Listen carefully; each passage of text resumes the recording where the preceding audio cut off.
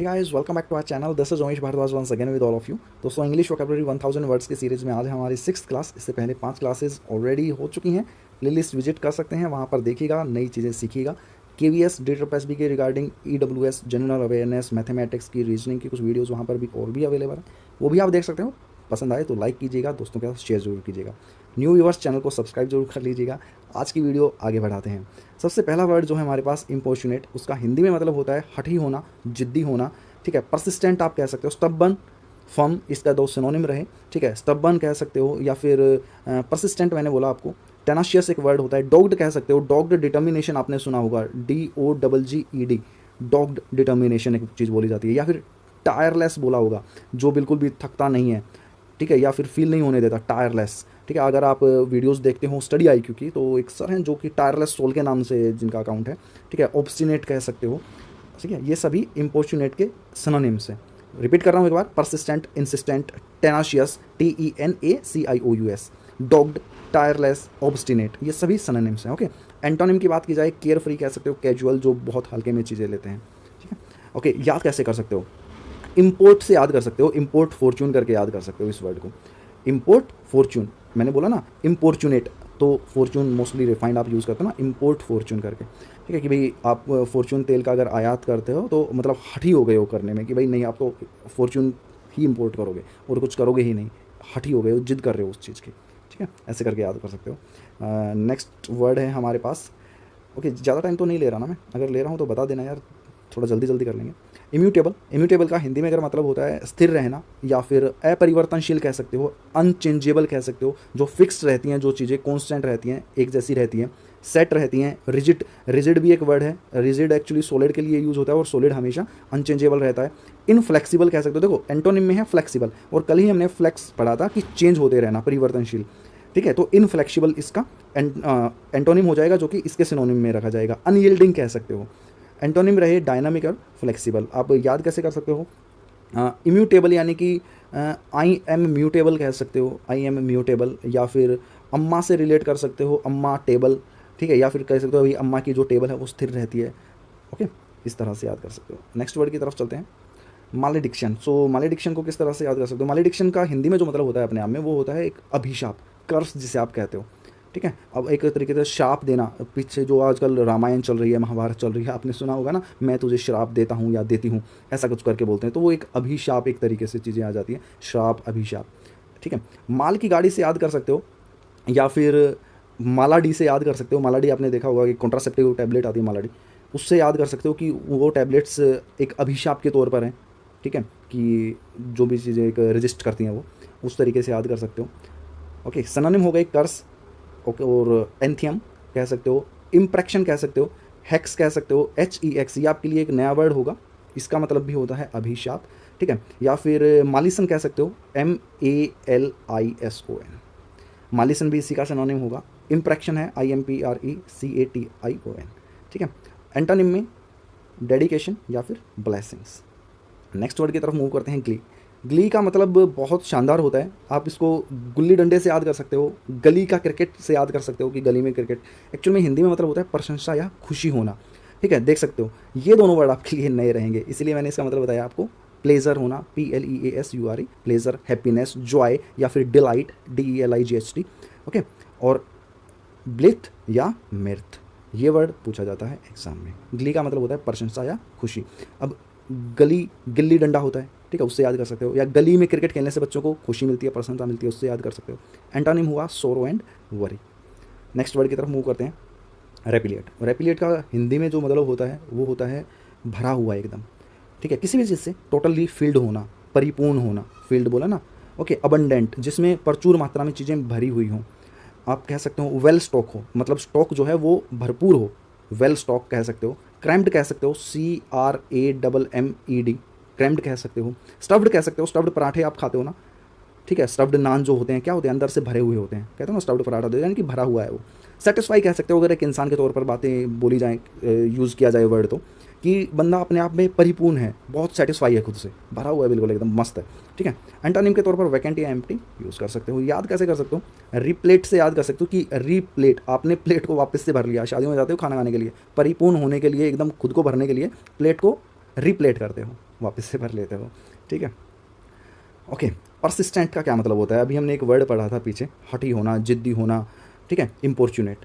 उसी तरीके से परसिस्टेंट है। परसिस्टेंट मैंने उसी के सिनोनिम में वर्बली बोलकर आपको बताया, ठीक है। डिटर्मिनेंट होना, कॉन्टोनियस होना, वही सभी सिनोनिम इसके हो सकते हैं। इम्पोर्चुनेट जो हमने फर्स्ट वर्ड पढ़ा उसका सिनोनिम यही है।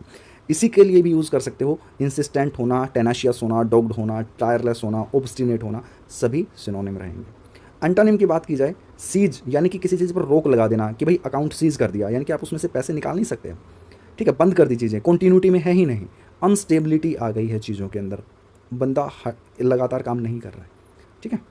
नेक्स्ट, ओके, याद कैसे करोगे परसिस्टेंट? ओके, ये तो यार वैसे सिंपल वर्ड है। परसिस्टेंट को याद करने का मतलब प्रत्येक असिस्टेंट कह सकते हो एक तरीके से, बहुत ही दृढ़ता से काम कर रहा है, डिटर्मिनेंट के साथ काम कर रहा है, ओके, ऐसे कह सकते हो। हिस्ट बहुत अच्छा वर्ड है, आजकल बहुत देखने को मिल रहा है नेटफ्लिक्स पे। मनी हिस्ट के नाम से एक सीरीज चल रही है वहाँ पे। एक्चुअली हिस्ट का मतलब होता है चोरी करना। अब माल्या ने क्या किया? बैंक से हिस्ट किया, चोरी की, जो कि उसने जिस भी तरीके से किया, छोड़ दो उसका मतलब। नाउन के तौर पर अगर वर्ड यूज़ करो तो आप रोबरी यूज़ कर सकते हो, रोबरी भी इसी का मतलब वो है, सिनोनिम है, ठीक है। थेफ्ट यानी कि चोरी करना, ओके। लेरेंसी का मतलब भी चोरी ही होता है, रोबरी ही होता है।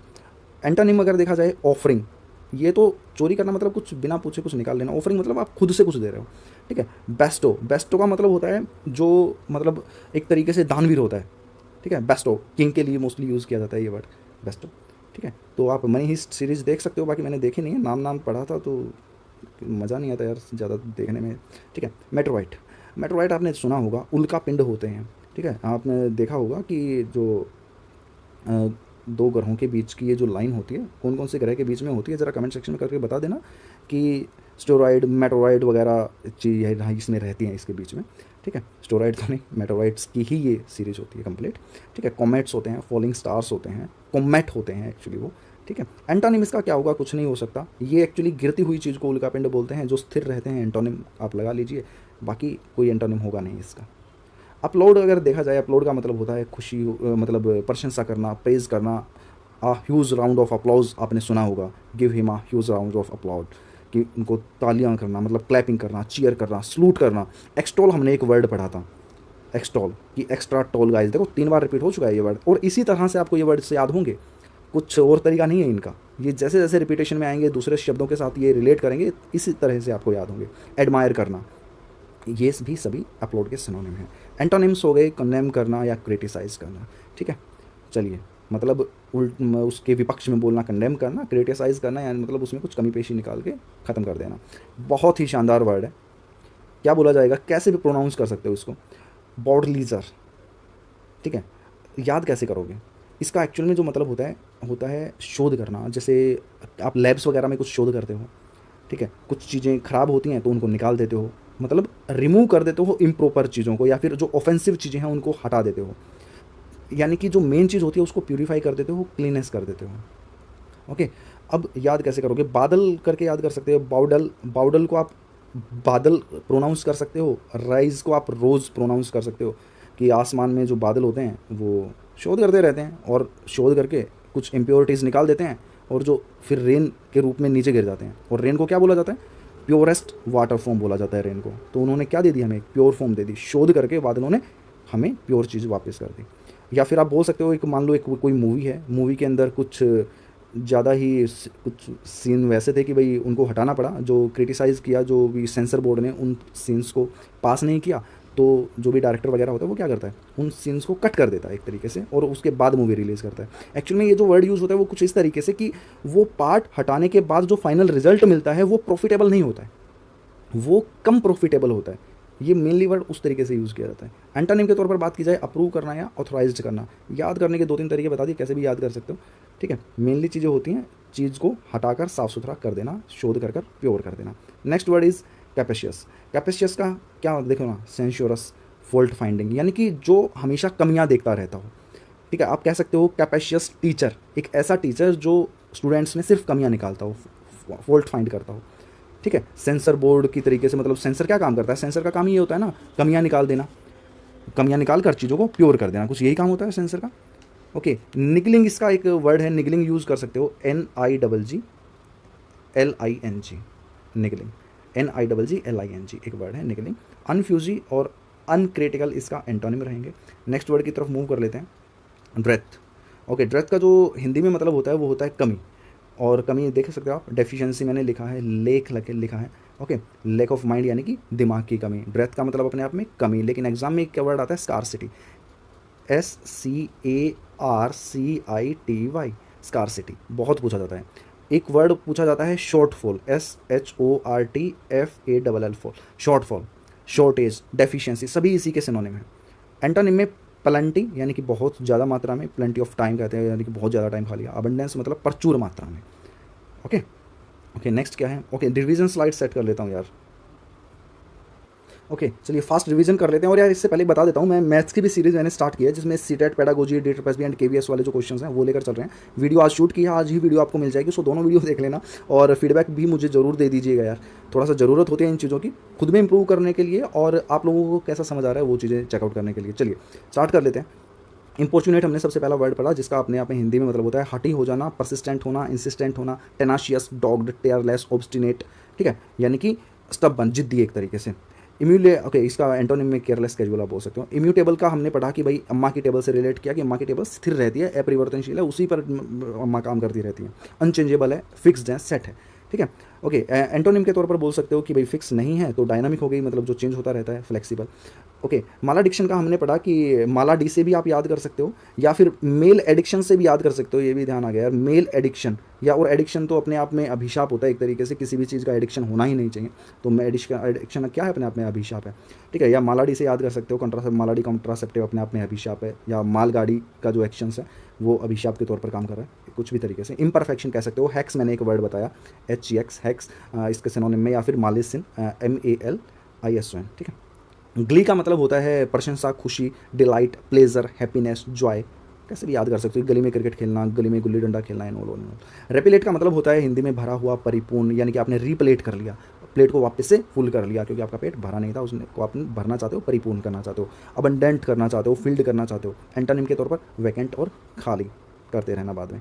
परसिस्टेंट की बात आती है कि भाई दृढ़ या लगातार काम करने वाला, दृढ़ निश्चयी, एक तरीके से जिद्दी, यही इम्पोर्चुनेट वाली बात हो गई, ठीक है, ये हो गया। और इसी के एंटोनिम भी रहेंगे। हिस्ट का मतलब मैंने बताया आपको, चोरी, नाउन पे रोबरी आप यूज़ कर सकते हो, मनी हिस्ट का एग्जांपल मैंने दिया।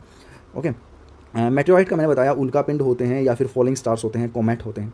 अपलोड का मतलब बताया, ओके, इसका मेटेओराइट का कुछ एंटोनिम नहीं था, ठीक है। अपलोड का मैंने बताया क्लैपिंग करना, चीयर करना, सलूट करना, एक्सटॉल, एडमायर करना, प्रशंसा करना है अपने आप में, प्रेज करना, ठीक है। एंटोनिम में हमने बात की क्रिटिसाइज करना, कंडेम करना। ओके ओके, बाउडलीजर का हमने बताया, बाउडलेराइज का हमने बताया कि भाई एक तरीके से शोधन करना, कि भाई सेंसराइज्ड करना, चीज़ों को क्लीन करना, प्यूरीफाई करना। एंटोनिम का इसका बताया कि अप्रूव करना या ऑथराइज करना। इसके लिए एक वर्ड और भी आप यूज़ कर सकते हो, एक्सप्यूरगेट करना, मतलब EXPURGATE, एक्सप्यूरगेट करना, ठीक है, ये भी वर्ड याद कर सकते हो। ओके, कैप्शियस का हमने बताया कि भाई जो दूसरों में कमियां निकालते हैं, कैप्शियस टीचर के नाम से हमने याद किया कि भाई कैप्शियस टीचर होता है जो, या फिर निगलिंग, NIGGLING, निगलिंग कह सकते हो, दूसरों में दोष निकालने वाला, सेंसराइज करने वाला, जो फॉल्ट फाइंडिंग होता है।